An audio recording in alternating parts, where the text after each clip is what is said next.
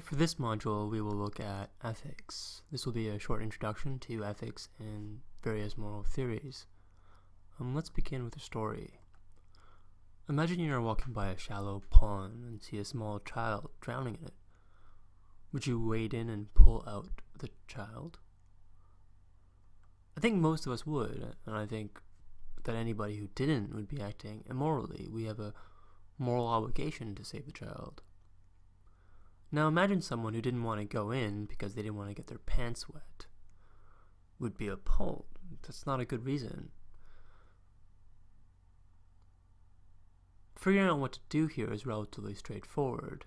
There's a right action, going in and save the child. That's what you do, and we praise you for doing it. And a wrong action, not going in. And that's what that guy does.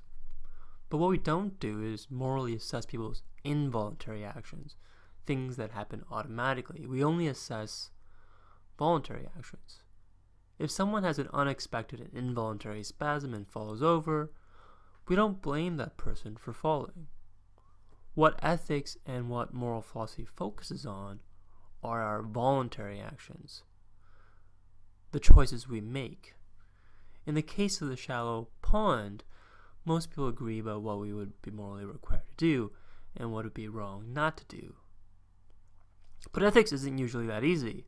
A lot of cases are more difficult. People often disagree about what is morally required and what is right and what is wrong. Imagine you're having a disagreement with someone about whether something is morally right or wrong, and suppose that there's an impartial audience. In order to convince the audience that you're right, you try to give good reasons in favor of why your position is correct. Reasons that might persuade an impartial audience. That's what moral philosophy is largely about trying to give moral philosophy or discover reasons for why something is right or wrong, and to give reasons to convince somebody why something is right or wrong. In favor of what? It's about the reasons we have. Something is right or wrong in favor of certain beliefs, trying to determine what is right or wrong. That's what philosophy is largely examining the reasons for beliefs, and moral philosophy. Common view about reasons we give and morality moral beliefs. There is no objective truth about morality. The morality is all subjective. That what is right and wrong is ultimately up to each person to decide for herself. This is what is often called subjective relativism. The view that what is right or wrong is really ultimately up to each person to decide for herself. Now there are several arguments in favor of subjective relativism. For one, people disagree about what is right and wrong. Even among smart people disagree about what is right and wrong. And if smart people disagree about what is right and what is wrong, then maybe there's no objective truth about the matter. We just get to decide for ourselves. A related reason for thinking that morality is all subjective is that it is impossible to know who's right when it comes to moral disagreement. So what is right must be relative to a person's beliefs. Another common motivation or reason for thinking that morality is subjective is that people do have different beliefs, and we should respect each other's beliefs and tolerate each other's ways of living. These are some common reasons for thinking that morality isn't objective, that it's just a matter of individual opinion. But there are many reasons for thinking that morality is not subjective. Rather, it is objective, that it is incoherent to think that morality could be subjective. And so here we'll look at a couple arguments against subjective relativism. Here's the first one. If subjective relativism was true, then nobody could ever do anything wrong so long as they believed it to be right. Remember that guy who didn't save the drowning child? Well, according to subjective relativism, he acted perfectly fine. You can't even judge some of the worst crimes for doing anything wrong. Remember, one of the reasons for defending subjective relativism is that we should respect people's different moral beliefs. Now, whether this is true or not, this view is somewhat incoherent with subjective relativism, because when we think that we ought to tolerate others, we tend to think that everyone ought to tolerate everyone else. But if we're saying what others ought to do, we're no longer being good subjective relativists. we're telling people what they ought to do. They ought to tolerate others.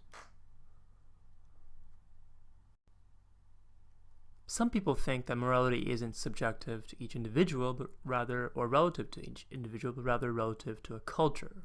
They endorse what is known as cultural relativism. And so we'll look at some arguments for cultural relativism. First, each culture has their own beliefs about what is right and wrong. Second, it is arrogant to judge other cultures. But there are also arguments against cultural relativism, just as there are arguments against subjective relativism. First, just because each culture has their own beliefs about what is right and wrong doesn't mean that each culture's beliefs are okay. Different cultures disagree about scientific facts, too, but that doesn't mean that scientific facts are relative. Just because different cultures have different beliefs doesn't mean that those beliefs are acceptable or true. And what about some cultures that do things that we find horrendous, like pillaging and killing other cultures? Let's look at another argument against cultural relativism. If moral claims are true in virtue of being relative to a culture, then how do you figure out what is morally true in your culture? Can you just poll the people in your culture? And how did those people you polled, decide what is true in their culture? By polling the other people in their culture? In order to get any moral beliefs at all, you'd have to do something other than poll other people. It's got to be based on something other than just what other people believe to be right or wrong. So that's some arguments against subjective relativism. We've looked at arguments for and against subjective relativism and cultural relativism. In our readings for